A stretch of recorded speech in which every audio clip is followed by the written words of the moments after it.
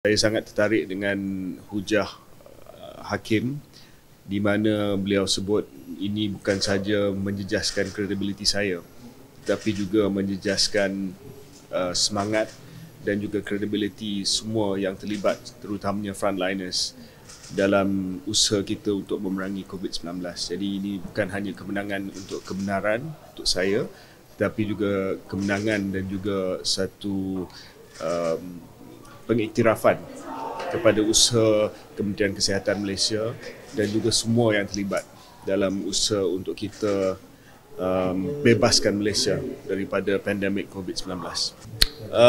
Ialah seperti biasa kita serah kepada timeline yang ditetapkan oleh Badan Kehakiman, walaupun lama tetapi saya rasa untuk kita mencari kebenaran, soal dia ambil 2-3 tahun pun tak ada masalah sebab akhirnya kebenaran itu akan jelma juga.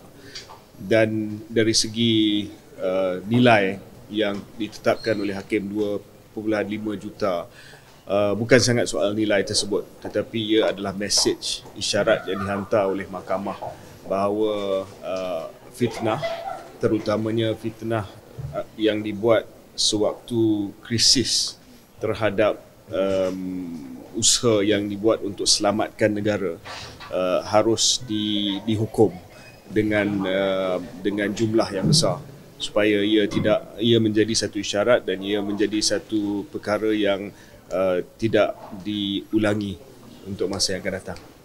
Saya rasa perkara tersebut dah dijawab oleh hakim tadi. Ya? Okey. Terima kasih.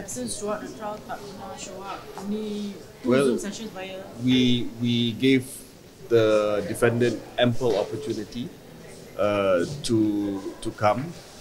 Several case management. There was also an attempt at arbitration, but he failed to come. Bukan soal saya tidak bagi peluang, kita bagi banyak peluang kepada defendant.